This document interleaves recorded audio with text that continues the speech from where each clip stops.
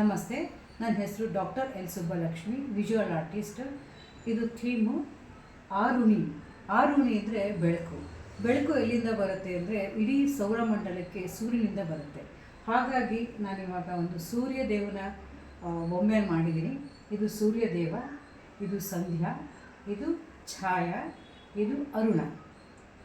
ಸೂರ್ಯದೇವನ ಇಬ್ಬರು ಹೆಂಡ್ತಿರು. ಅಂದರೆ ಇದು ನೋಡಿ, ಸಂಧ್ಯಾ ಅಂತ ಅಂದರೆ ಜಡ, ಇದು ಚೇತನ.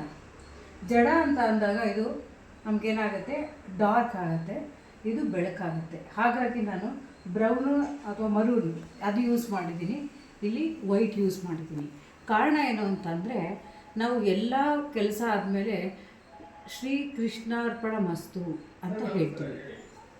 ಅಂದರೆ ಕೃಷ್ಣ ಅಂತ ಅಂದಾಗ ವಿಷ್ಣುಗೆ ನಾವು ಪಂಚೆ ಎಲ್ಲ ಯೂಸ್ ಮಾಡೋದು ಹಳದಿ ಕಲರ್ ಯೂಸ್ ಮಾಡ್ತೀವಿ. ಹಾಗಾಗಿ ಸೂರ್ಯದೇವಂಗೆ ನಾನು ಹಳದಿ ಪಂಚೆ ಉಡಿಸಿದ್ದೀನಿ. ವಿಷ್ಣುಗೆ ಶ್ರೀದೇವಿ ಮತ್ತು ಭೂದೇವಿ ಅಂತ ಇಬ್ಬರು ಶಕ್ತಿಗಳು. ಹಾಗಾಗಿ ಭೂದೇವಿ ಅಂತ ಅಂದಾಗ ನಾವು ಭೂಮಿ ತಾಯಿಗೆ ಅವಳನ್ನು ಹೋಲಿಸ್ತೀವಿ, ಅಂದರೆ ಅದು ಜಡ.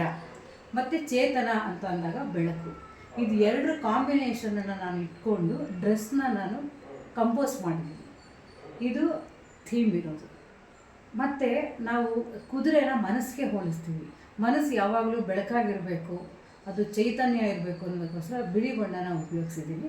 ಇದು ಅರುಣದೇವ. ಅರುಣದೇವಗೆ ತೊಡೆಯಿಂದ ಕೆಳಗಡೆ ದೇಹ ಬೆಳೆದಿರಲ್ಲ, ಹಾಗಾಗಿ ನಮಗೆ ಕಾಲೆಲ್ಲೂ ಮಾಡಿಲ್ಲ.